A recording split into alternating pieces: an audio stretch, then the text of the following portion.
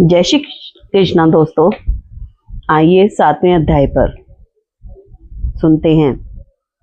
श्री कृष्ण भगवान बोले, हे पार्थ, मुझ में मन लगा करके मेरे ही आश्रय होकर योगाभ्यास करते हुए मेरे स्वरूप का संशय रहित पूर्ण ज्ञान होगा।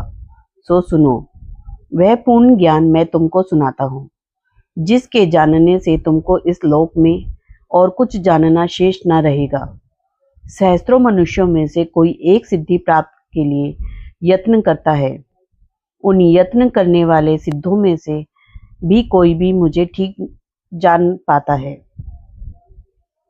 पृथ्वी, जल, अग्नि, वायु, आकाश, मन, बुद्धि और अहंकार, ये 8 प्रकार की मेरी प्रकृति अर्थात माया है।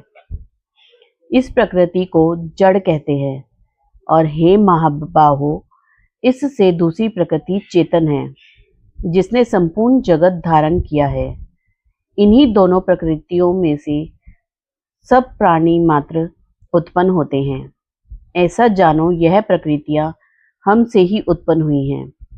इस प्रकार जगत की उत्पत्ति और प्रलय का कारण मैं ही हूँ।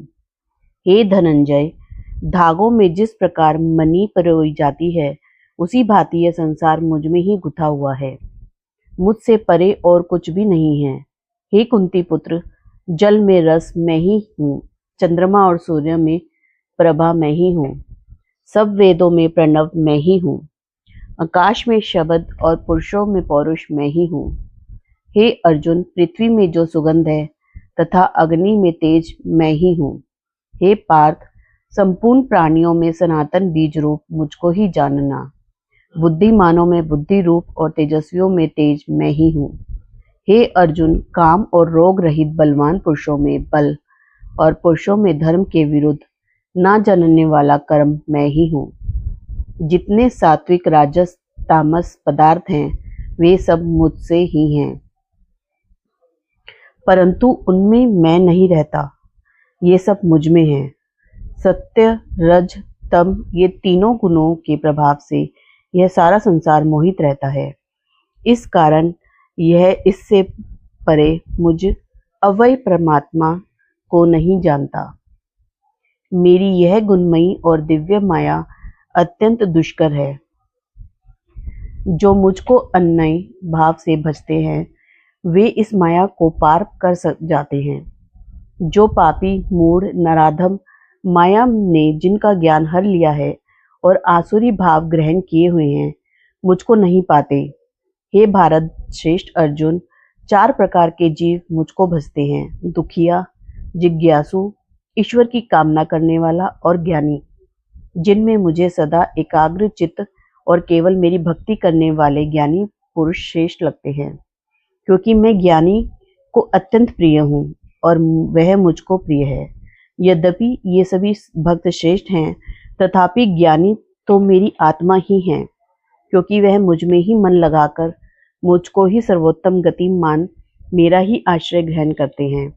अनेक जन्म के अंतर्ज्ञानी मुझे पा लेता है। ऐसा महात्मा अत्यंत दुर्लभ है, जो सब जगत को वासुदेवमय समझे। अपनी अपनी प्रकृति के नियम के अनुसार मनुष्य भिन्न भिन्न काम वासनाओं के अज्ञान में डूबकर उन फलों की चाहना से अन्य देवताओं के अधीन होकर उनकी उपासना करते हैं। हे अर्जुन, जो भक्त श्रद्धा पूर्वक जिन जिन देवताओं का पूजन करना चाहते हैं, उन पुरुषों की उस श्रद्धा को मैं दृढ़ कर देता हूँ। वह इस श्रद्धा से युक्त होकर उस देवता की आराधना करता है, फिर उसको मेरे ही रचे हुए कर्म फल प्राप्त होते हैं, परंतु उन अल्प बुद्धि वालों का फल नाशवान है। देवताओं की आराधना करने वाले देवताओं को मिलते हैं और भक्तजन मुझ में मिल जाते हैं। मेरे अव्यय अत्युत्तम स्वरूप को न जानकर मंद बुद्धि लोग मुझे अव्यक्त को व्यक्त मानते हैं। मैं योग माया से आच्छादित होने के कारण सबको नहीं दिखता हूँ। उसी से मूढ़ लोग अनादि तथा अविनाशी मुझको नहीं जानते। हे अर्जुन, मैं भूत, भविष्य और वर्तमान के सब प्राणियों को जानता हूँ, पर मुझे कोई नहीं जानता। हे भारत, हे परंतप, इच्छा और द्वेष उत्पन्न होने वाले सुख दुख आदि द्वंद्वों के मोह से जगत के सभी प्राणी भ्रम में फंस जाते हैं। जिन पुण्यात्माओं के पाप नष्ट हो गए हैं, वह पुरुष द्वंद्व के मोह में छूटकर दृढ़ निश्चय करके मेरी भक्ति करते हैं। जो मेरा आश्रय लेकर जन्म मरण के दुख दूर करने के अर्थ प्रयत्न करते हैं, वे पुरुष ब्रह्म, आत्मज्ञान और संपूर्ण ज्ञान को जानते हैं। जो अधिभूत, अधिदेव और अधियज्ञ इन सब में व्यापक मुझ में जान पाते हैं, वे समाधिष्ठ पुरुष मरण काल में मुझको जानते हैं। 7वां अध्याय हमारा समाप्त हुआ। अब हम पढ़ते हैं 7वें अध्याय का महात्म। आइए। श्री नारायण जी बोले, हे लक्ष्मी, अब 7वें अध्याय का महात्म सुन। एक पटेल नामक नगर था, जिसमें शंकुकर्ण वैश्य रहता था। वह व्यापार करने को नगर के बाहर कहीं प्रदेश को जा रहा था। रास्ते में शंकुकर्ण को एक सर्प ने डस लिया, जिससे वह मर गया। तब उसके साथी दाह क्रिया करके आगे को सिधारे। जब लौटकर घर में आए, तब उसके पुत्र ने पूछा, मेरा पिता शंकुकर्ण कहाँ है? तब उन व्यापारियों ने कहा, तेरे पिता को सर्प ने डस लिया था, सो वह मर गया, और यह पदार्थ तेरे पिता का है, सो तू ले।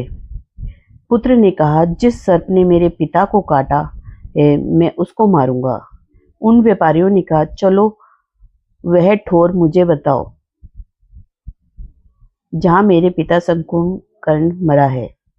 व्यापारियों ने वहां ले जा खड़ा किया। देखा तो वहां एक मामी है, जिसे वह कुदीले से खोदने लगा। जब छेद बड़ा हुआ तो वहां से एक सर्प निकला। सर्प बोला, तू कौन है? मेरा घर क्यों खोदता है?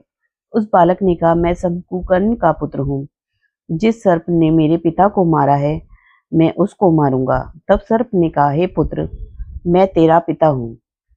तू मुझे इस अधम देह से छुड़ा और मुझे मत मार। यह मेरा पूर्व जन्म का कर्म था, सो मैंने भोगा। तब पुत्र ने कहा, हे पिता, कोई यत्न बताओ जिससे तुम्हारा उद्धार हो। तब सर्प ने कहा, हे पुत्र, किसी गीता पाठी ब्राह्मण को घर में भोजन कराओ और उसकी सेवा करो, तो उसके आशीर्वाद से मेरा कल्याण होगा।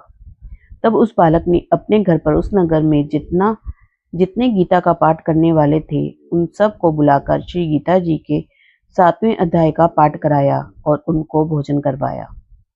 तब उन ब्राह्मणों ने आशीर्वाद दिया। तब तत्काल वे अधम देह से छूटकर देव देही पाकर विमान पर चढ़कर आकाश मार्ग को जाता हुआ अपने पुत्र को धन्य धन्य कहता हुआ वैकुंठ धाम को प्राप्त हुआ। हमारा 7वां अध्याय यहाँ समाप्त होता है। जय श्री कृष्णा दोस्तों।